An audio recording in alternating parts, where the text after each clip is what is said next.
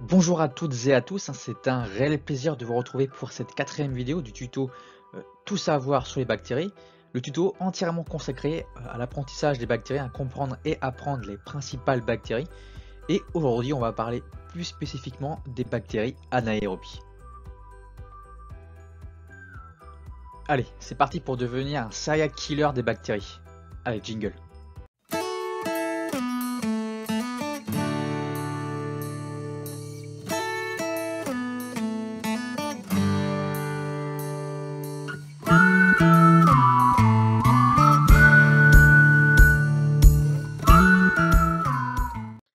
Et avant de commencer, juste un petit mot pour vous dire que vous pouvez d'ores et déjà visionner les 3 précédentes vidéos consacrées à d'autres bactéries, comme les bacilles gram- ou encore les cocobacilles.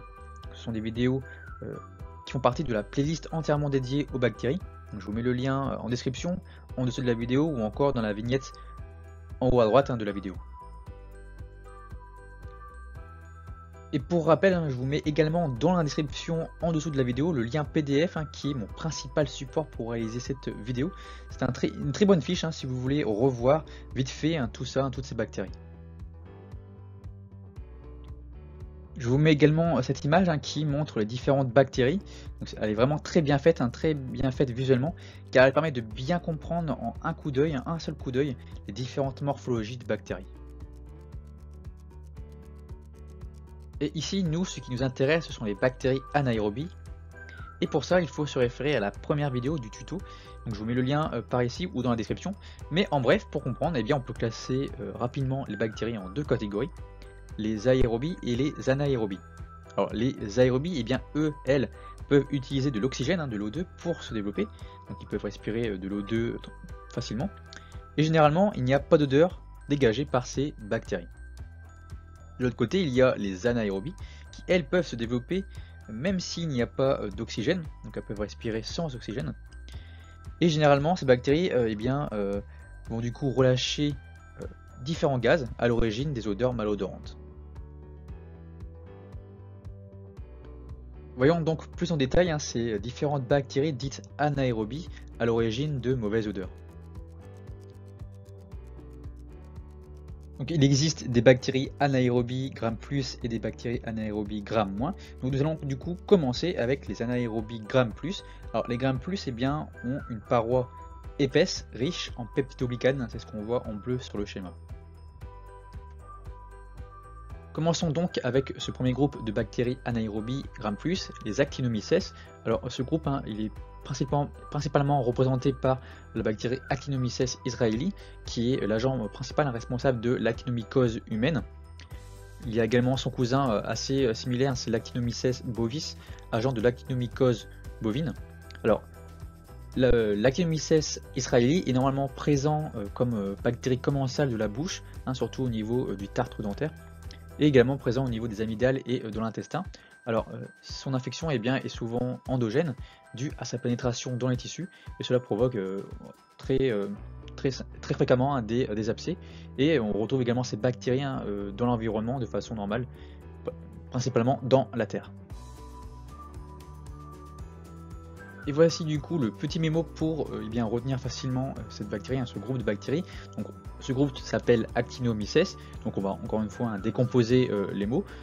Donc acti, il y a actino qui peut faire penser à actine, à une sorte d'action. Et puis le dernier mot, miss, misses, ça peut faire penser à miss, par exemple une Miss France.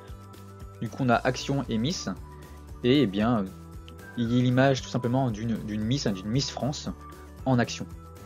Et après j'ai mis aussi la bouteille d'Actimel. Alors, moi je prends cette image là pour mémoriser, mais prenez celle qui vous vient, parce que dans Actimel il y a actine, voilà. Donc c'est assez sympa. Voyons maintenant le deuxième groupe des bactéries dites anaérobies gram+. Alors ce sont les Clostridium. Alors il en existe différentes espèces de Clostridium et en même temps de sous-espèces. Donc ces bactéries, ces genres de bactéries vivent principalement dans les sols ou dans les tubes digestifs des animaux ou des humains, et ils peuvent exister sous forme dite sporulée. Comme principale espèce de Clostridium, il y a le Clostridium botulinum, agent responsable du botulisme. Alors le Clostridium botulinum sécrète une des toxines les plus puissantes du monde vivant. Absorbée, eh bien, cette toxine passe dans le sang et agit en bloquant la transmission neuromusculaire. En gros, elle va inhiber les neurones moteurs responsables de la contraction musculaire et cela provoque du coup une paralysie flasque. Alors, cette toxine du botulisme eh bien, est thermolabile, c'est-à-dire qu'elle est sensible à la chaleur et du coup, une simple cuisson à ébullition suffit à prévenir les risques d'attraper cette bactérie. Alors, on connaît plus souvent eh bien, cette bactérie par la toxine botulique, qui est très utilisée en injection localisée pour permettre de réduire les rides de façon transitoire. Donc, on appelle également le nom, c'est Botox, Bo pour botulisme et Tox pour la toxine botulique. Et c'est également une bactérie très répandue dans la terre et dans les sédiments aquatiques. Passons maintenant au mémo pour retenir eh bien, le botulisme, le Clostridium botulinum. Eh bien, j'ai pris ici le mot botulisme, et dans botulisme, il y a le mot botus. Et botus, ça peut faire penser très rapidement à botus et bouche cousue, la fameuse phrase qu'on dit aux enfants pour qu'ils ferment leur bouche. Donc, imagine simplement une bouche avec eh bien, la phrase motus et bouche cousue. Et puis en plus, pour retenir le fait que c'est une toxine thermolabile, eh bien imaginez tout simplement une bouche en feu. Comme autre clostridium, eh bien, il y a le fameux Clostridium difficile, qui est l'agent principal de la diarrhée nosocomiale. Donc nosocomiale, ça veut dire que l'affection est liée aux établissements de soins, comme les hôpitaux, chez les patients sous antibiothérapie. Donc cette bactérie est en émergence depuis 2001, surtout liée d'une part à l'utilisation accrue d'un additif alimentaire, le tréhalose, qui est un sucre qui permet à la bactérie de se développer, et d'autre part à l'utilisation des antibiothérapies à base de quinolone et également de céphalosporine de troisième génération. Donc la transmission de cette bactérie est très souvent de manière féco-orale, et le principal symptôme de cette bactérie, eh bien, c'est la diarrhée. D'ailleurs, c'est une diarrhée nosocomiale. Et le petit mémo pour mémoriser, alors c'est assez simple pour celui-ci, on va prendre ici juste le mot difficile de Clostridium difficile, et difficile, eh bien difficile tout simplement. Donc pensez à que c'est difficile. Autre Clostridium, eh bien, il y a le Clostridium perfringens. Donc c'est une bactérie qui va produire des nécrotoxines provoquant une entérite nécrosante. La principale toxine créée, c'est la toxine alpha, dite alpha. Donc c'est une toxine essentiellement produite par les Clostridium perfringens du type A. Et cette toxine est impliquée dans de nombreux cas de gangrène chez les animaux et chez l'homme. Le petit mémo maintenant, alors on va prendre juste le mot perfringant, de Clostridium perfringans. Et dans fringant, il y a fringant, fringant, quelqu'un de fringant. Et pensez à quelqu'un de bien fringué, bien fringant. Alors, je me répète, mais voilà, c'est vraiment cette image là de quelqu'un classe, bien fringué, fringant. Et pour finir, il y a le Clostridium tetani, responsable du fameux tétanos. Alors cette bactérie, eh bien, c'est une bactérie dite tellurique qui est très présente dans la Terre. Elle a une forme dite allongée, c'est pour ça que c'est une bacille. Et il existe des formes dites sporulées de cette bactérie qu'on peut retrouver sous forme de spore, qu'on peut retrouver dans l'intestin de nombreux herbivores comme le cheval, et parfois également présente dans l'intestin de l'homme, c'est assez rare.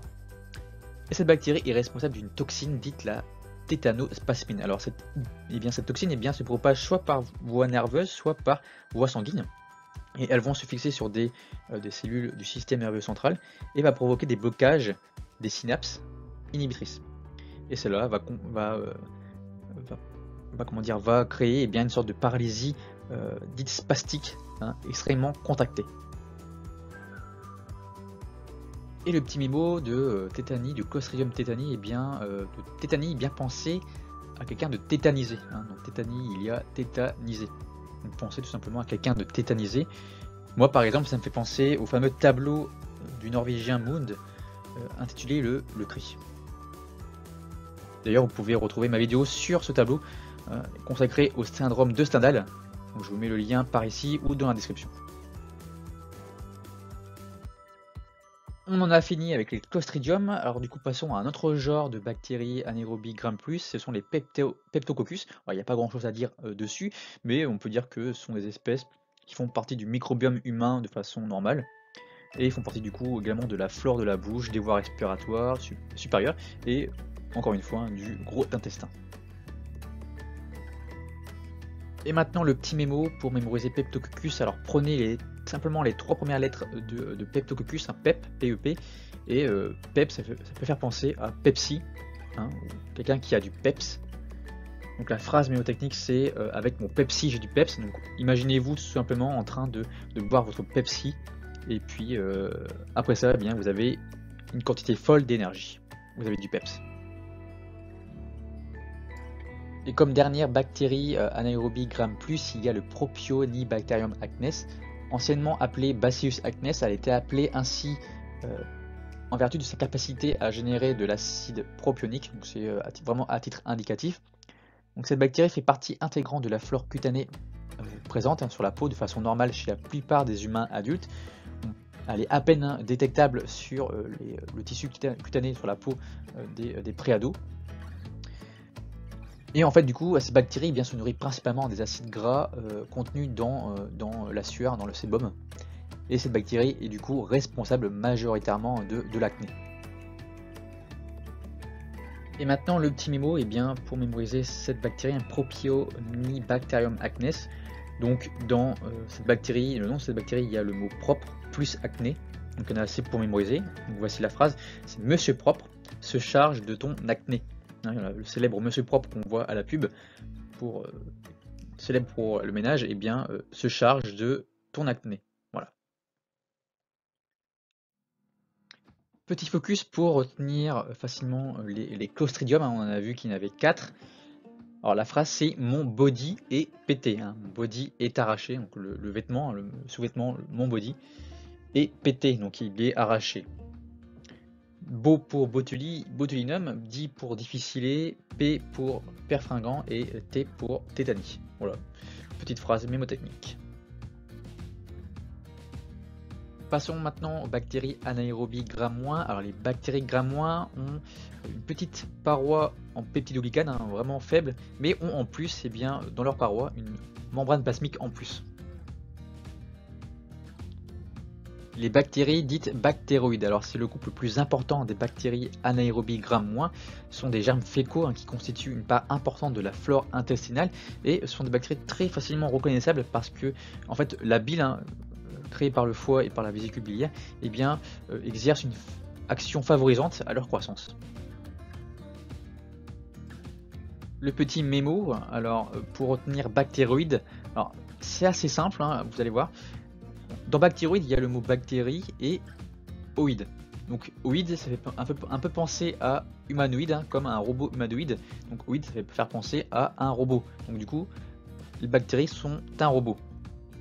Et bile pour un sac de bile. Donc tout simplement, imaginez une bactérie robot qui a un sac de billes. Les bactéries Fusobacterium. Alors, ce sont des bactéries qui appartiennent à la flore normale des muqueuses de l'homme et des animaux. Le principal réservoir de ces bactéries, c'est la bouche, le tube digestif, la peau et parfois les voies génitales féminines. Et elles auraient un rôle dans la cancérogénèse des cancers colorectaux. Alors, ces bactéries sont généralement d'une forme fusiforme, sous une forme de fusil assez allongée. Alors pour retenir ces bactéries Fusobacterium, tout vient de leur forme et de leur nom. On va prendre le mot fuseau qui veut dire qui ressemble très fortement à fusée. D'ailleurs voici une image des bactéries Fusobacterium qui est vraiment une forme allongée, dite en fusée. Et voilà, imaginez tout simplement une bactérie qui s'envoie dans l'espace en fusée.